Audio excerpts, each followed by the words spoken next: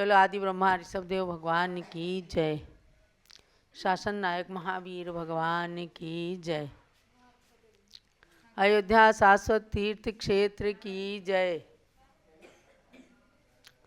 चारित्र चक्रवर्ती प्रथमाचार्य शांति सागर महाराज की जय। चारित्र चंद्रिका परम पूज्य गणिनी प्रमुख आरिका शिरोमणि श्री ज्ञानमती माता जी की जय। अभ्यात्माओं, समय हो गया है और अब हम चलते हैं माता सरस्वती की आराधना के लिए, जो शारदा पक्ष प्रारंभ हुआ है। शारदा पक्ष में कल बहुत सुंदर आपने 108 द्रव्य थालों के द्वारा सरस्वती माता की आराधना की थी और साक्षात सरस्वती की प्रतिमूर्ति गणिनी प्रमुख श्री ज्ञानमती माता से मंगल आशीर्वाद प्राप्त किया था। अब चलते हैं पुनः उन्हीं सरस्वती माता की आराधना करके और अपने मूल स्वाध्याय की ओर। जलो द्वादशांगमयी सरस्वती माता की जय। ओम ह्रीं द्वादशांगवाणी सरस्वती देव्यै नमः। ओम ह्रीं द्वादशांगवाणी सरस्वती देव्यै नमः। स्वाहा। ओम ह्रीं द्वादशांगवाणी सरस्वती देव्यै नमः। स्वाहा। ओम ह्रीं द्वादशांगवाणी सरस्वती देव्यै नमः। स्वाहा। ओम ह्रीं द्वादशांगवाणी सरस्वती देव्यै नमः। स्वाहा। ओम ह्रीं द्वादशांगवाणी सरस्वती देव्यै नमः। स्वाहा। ओम ह्रीं द्वादशांगवाणी सरस्वती देव्यै नमः। स्वाहा। ओम ह्रीं द्वादशांगवाणी सरस्वती देव्यै नमः। स्वाहा। ओम ह्रीं द्वादशांगवाणी सरस्वती देव्यै नमः। स्वाहा। ओम ह्रीं द्वादशांगवाणी सरस्वती देव्यै नमः। स्वाहा। ओम ह्रीं द्वादशांगवाणी सरस्वती देव्यै नमः। स्वाहा। ओम ह्रीं द्वादशांगवाणी सरस्वती देव्यै नमः। स्वाहा। ओम ह्रीं द्वादशांगवाणी सरस्वती देव्यै नमः। स्वाहा। ओम ह्रीं द्वादशांगवाणी सरस्वती देव्यै नमः। स्वाहा। ओम ह्रीं द्वादशांगवाणी सरस्वती देव्यै नमः। स्वाहा। ओम ह्रीं द्वादशांगवाणी सरस्वती देव्यै नमः। स्वाहा। ओम ह्रीं द्वादशांगवाणी सरस्वती देव्यै नमः। स्वाहा। ओम ह्रीं द्वादशांगवाणी सरस्वती देव्यै नमः। स्वाहा। ओम ह्रीं द्वादशांगवाणी सरस्वती देव्यै नमः। स्वाहा। ओम ह्रीं द्वादशांगवाणी सरस्वती देव्यै नमः। स्वाहा। ओम ह्रीं द्वादशांगवाणी सरस्वती देव्यै नमः। स्वाहा। सम्यक् दर्शनाय नमः। स्वाहा। सम्यक् ज्ञानाय नमः। स्वाहा। सम्यक् चारित्राय नमः। स्वाहा।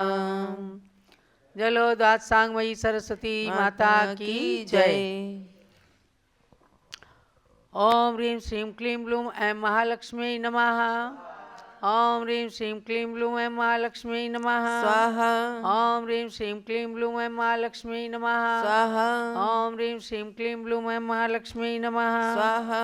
ओम ह्रीं श्रीं क्लीं ब्लूं ऐं महालक्ष्मी नमः। स्वाहा। ओम ह्रीं श्रीं क्लीं ब्लूं ऐं महालक्ष्मी नमः। स्वाहा। ओम ह्रीं श्रीं क्लीं ब्लूं ऐं महालक्ष्मी नमः। स्वाहा। ओम ह्रीं श्रीं क्लीं ब्लूं ऐं महालक्ष्मी नमः। स्वाहा। ओम ह्रीं श्रीं क्लीं ब्लूं ऐं महालक्ष्मी नमः। स्वाहा। ओम ह्रीं श्रीं क्लीं ब्लूं ऐं महालक्ष्मी नमः। स्वाहा। ओम ह्रीं श्रीं क्लीं ब्लूं ऐं महालक्ष्मी नमः। स्वाहा। ओम ह्रीं श्रीं क्लीं ब्लूं ऐं महालक्ष्मी नमः। स्वाहा। ओम ह्रीं श्रीं क्लीं ब्लूं ऐं महालक्ष्मी नमः। स्वाहा। ओम ह्रीं श्रीं क्लीं ब्लूं ऐं महालक्ष्मी नमः। स्वाहा। जय जय महालक्ष्मी माता की जय। जय। अर्घ चढ़ाइए। जल चंदन अक्षत फूल चरु अरु दीप धूप अति फल लामे। पूजा को ठानत जो तुम जानत सो नर ध्यानत सुख पावे। तीर्थंकर की ध्वनि गण धरने सुनि अंग रचे चुनि ज्ञानमयी। सो जिन वरवाणी शिव सुखदानी त्रिभुवन मानी पूज्य भई।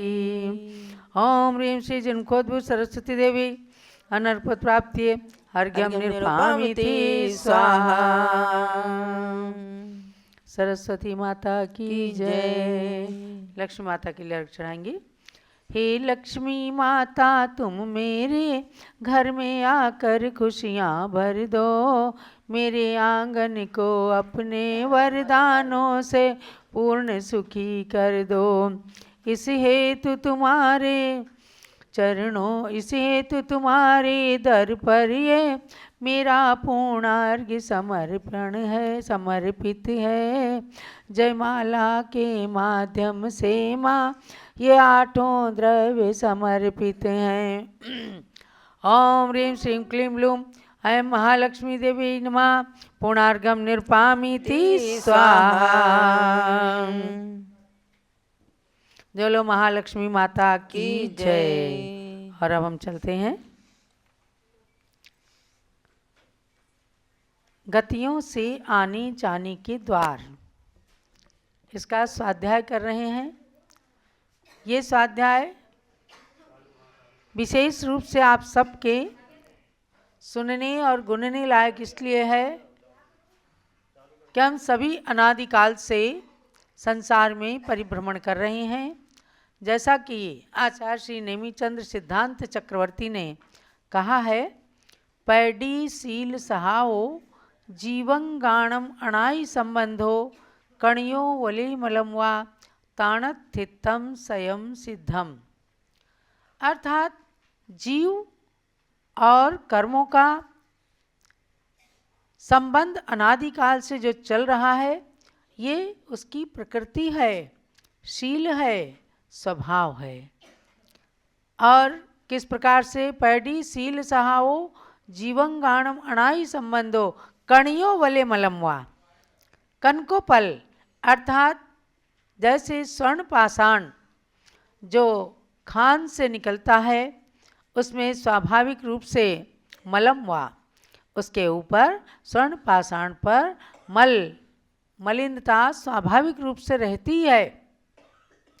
और जब उसे अग्नि में तपाया जाता है, पुरुषार्थ पूर्वक उस मैल को हटाया जाता है, तब सोना व कनकोपल अर्थात स्वर्ण पाषाण शुद्ध स्वर्ण के रूप में सामने आता है। और उसके बाद उसके तरह तरह के गहने ज्वेलरी बनाई जाती हैं।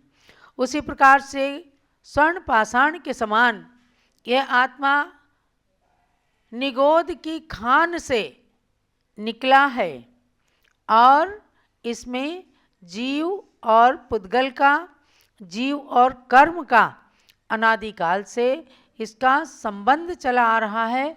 पुरुषार्थ पूर्वक जैसे स्वर्ण पाषाण के मैल को दूर किया जाता है, उसी प्रकार से पुरुषार्थ पूर्वक कर्म मैल को दूर करके और आत्मा स्वर्ण के समान चमकदार निखर सकता है, अर्थात भगवान आत्मा बन सकता है। तब इन चीज़ों को हमें बताया इस ग्रंथ के माध्यम से, छोटी सी पुस्तक के माध्यम से। षटखंडागम का सार समझ लें हम, गोमठ सार, जीव कांड, कर्म कांड का सार समझ लें हम कि कैसे कैसे अशुद्ध जीव को शुद्ध बनाने की प्रक्रिया तक लाया जाता है और कौन सा जीव किस प्रकार से, कौन सी गति से किस गति में जा सकता है। 4 गतियों में सर्वप्रथम नरक गति का वर्णन किया है कि नरक गति में जाने के 2 द्वार हैं, मनुष्य गति और तिर्यंच गति। यानी मनुष्य या तो नरक में जा सकते हैं या तिर्यंच नरक में जा सकते हैं। किस किस प्रकार के पापों को करके कौन से नरक तक जा सकता है, ये आपने जाना।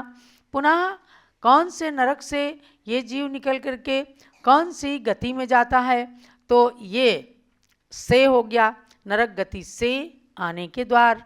तो नरक गति से आए तो नरक गति से आ करके जीव या तो मनुष्य गति में जन्म लेता है या तिर्यंच गति में।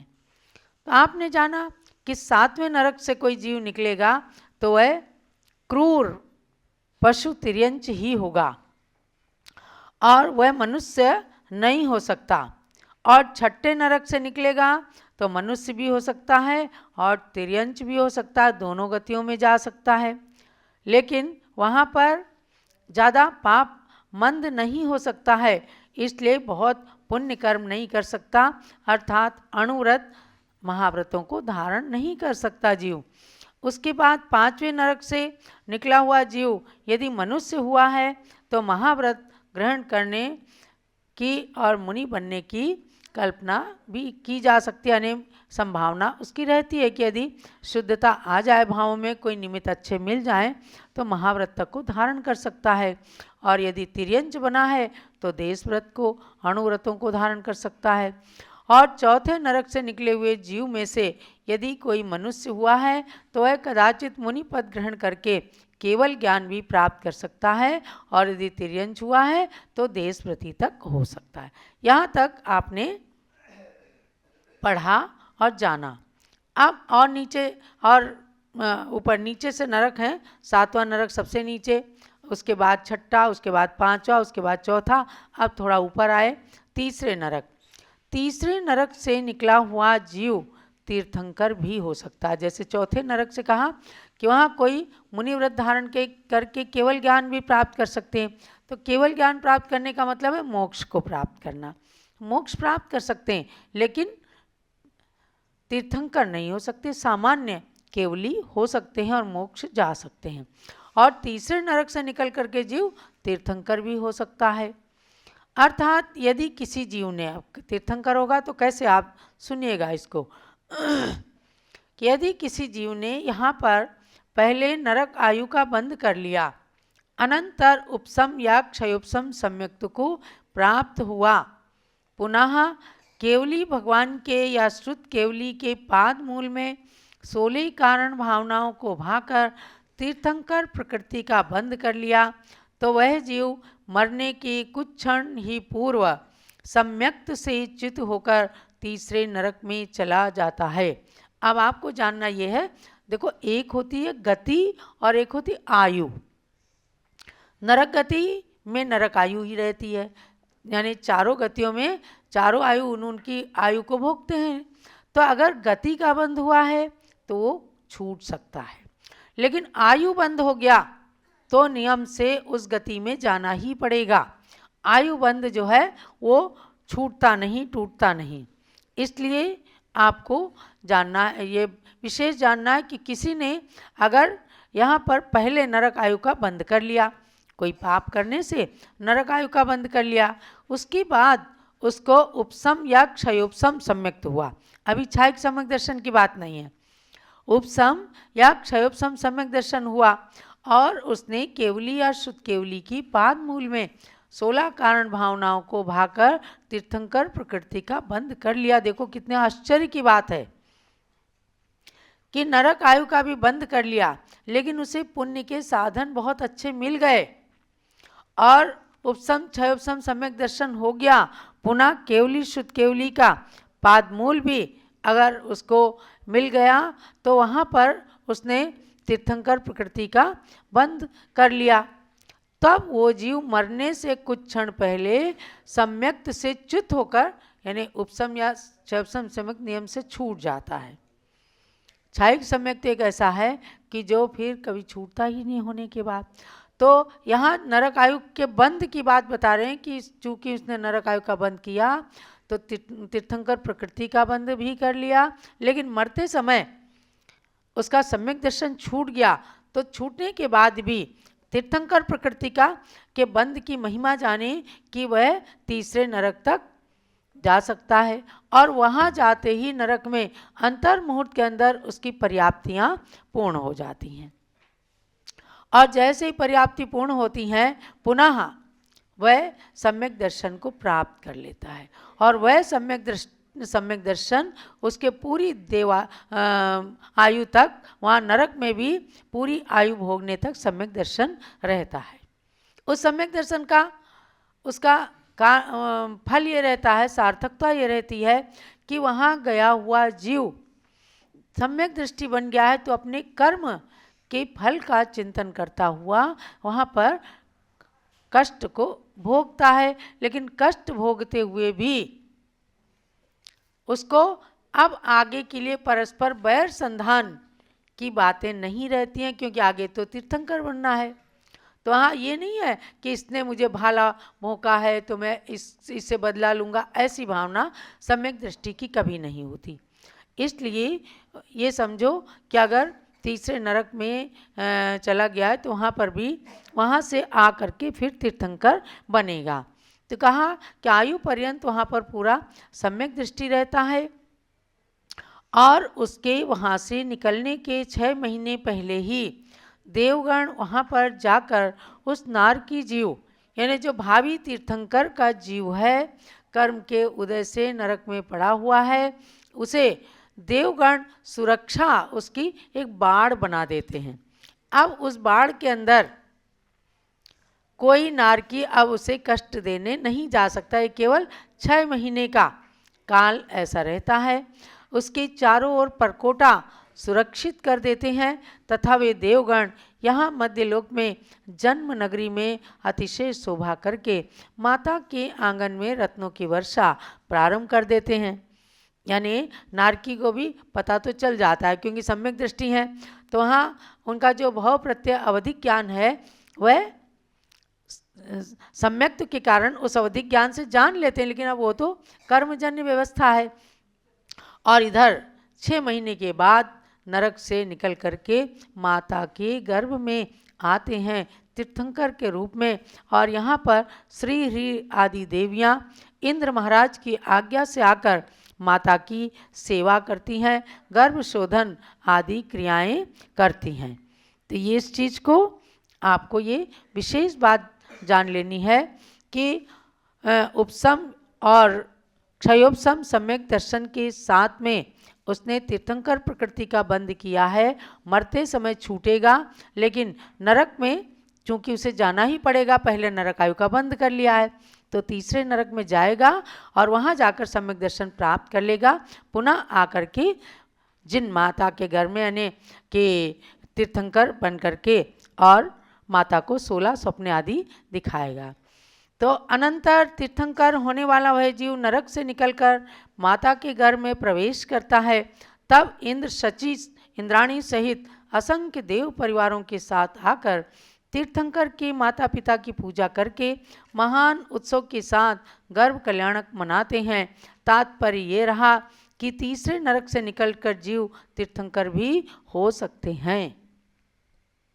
ये विशेष बात इसलिए बताई कि अब नरक गति से निकलकर कहाँ कहाँ ये जीव जा सकता है उसको विशेष रूप से जाना। नरक और तिर्यंच और मनुष्य गति में जाएगा और मनुष्य गति में तीसरे नरक से निकला हुआ जीव आकर तीर्थंकर के रूप में जन्म ले सकता है। अब आगे सुनिएगा। इस कथन से ये स्पष्ट हो जाता है कि दूसरे और पहले नरक से निकले हुए जीव तीर्थंकर भी हो सकते हैं। जब तीसरे नरक से आकर के तीर्थंकर हो सकते हैं तो पहले और दूसरे नरक के जीव भी तीर्थंकर हो सकते हैं, केवली भी हो सकते हैं और मोक्ष पद को भी प्राप्त कर सकते हैं। किंतु देखो एक बात है जो आपको आगे अपने परीक्षा में ध्यान देना रहेगा कि कौन से नरक से आकर जीव तीर्थंकर बन सकते हैं। तो तीसरे नरक तक के, पहले दूसरे तीसरे नरक तक के जीव आके तीर्थंकर हो सकते हैं, किंतु नरकों से निकले हुए जीव चक्रवर्ती, बलभद्र, नारायण या प्रतिनारायण नहीं हो सकते। ये बात विशेष है। अब आप कहें क्यों नहीं हो सकते, तो क्यों का कोई उत्तर नहीं होता। स्वभावो तर्क गोचरः, स्वभाव जो है तर्क के गोचर नहीं है।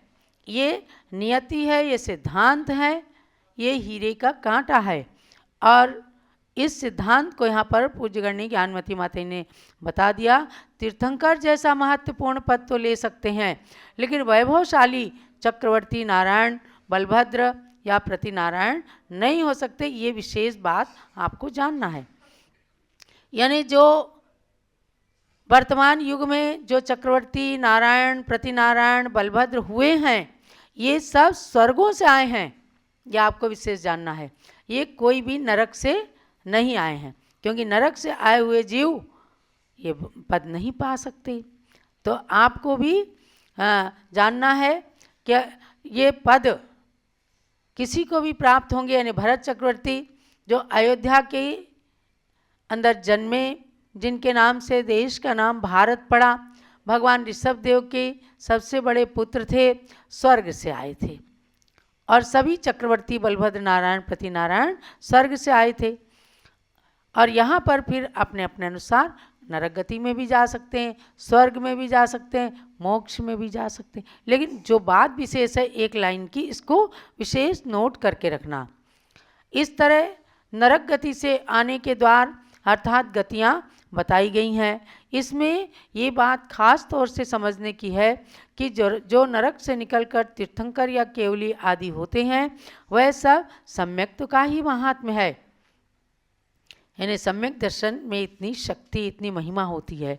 सातवें नरक से जीव निकलकर सातवें नरक से जीव सम्यक्त लेकर नहीं निकल सकते, किंतु अन्य नरकों से सम्यक्त लेकर भी निकल सकते हैं और सातों ही नरकों में जीव सम्यक दर्शन को प्राप्त कर सकते हैं।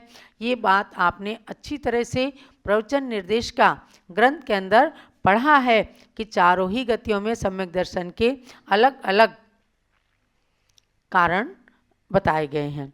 अब प्रश्न आया कि क्या मनुष्य गति में भी असैनी जीव होते हैं या सिर्फ तिर्यंच में असैनी होते हैं?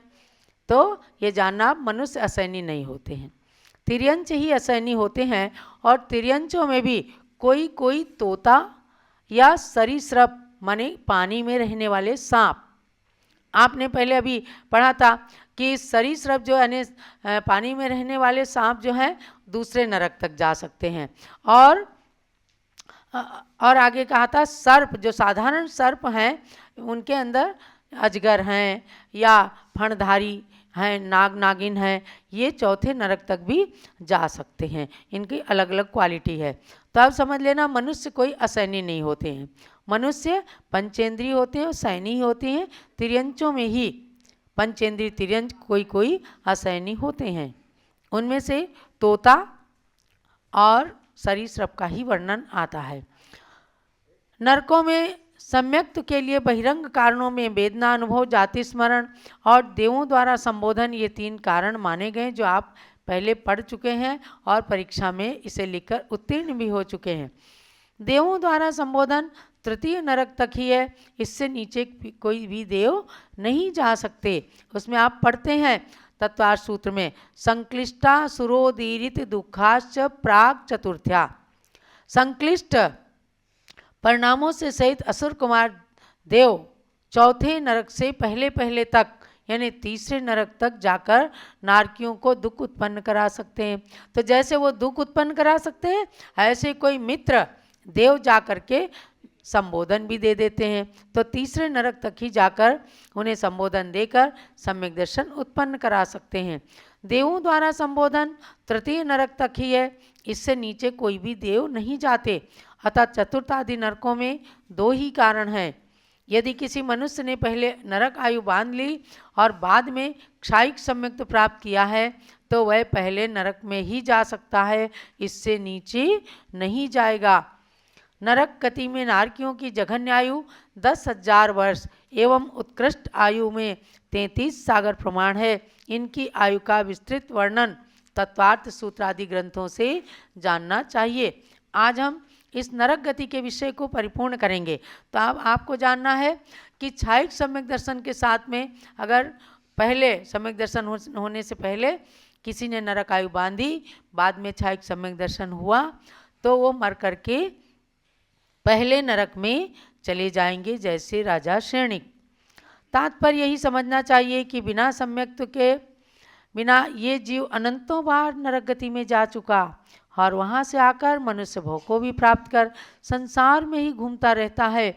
और यदि संसार भ्रमण को समाप्त करना है तो सम्यक्त को ग्रहण करना चाहिए।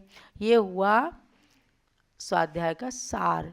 नरक गति में कैसे जाते हैं और नरक गति से निकलकर कहाँ कहाँ जाते हैं। और अपने सम्यक दर्शन को यदि दृढ़ रखेंगे तो नरक आयु का भी बंधना इतना भी संक्लिष्ट ना करें कि पता नहीं कब आयु बन जाए, नरक आयु तिर्यंच आयु कब बंध जाए। और एक बार आयु बंध गई तो फिर वो छूटेगी नहीं।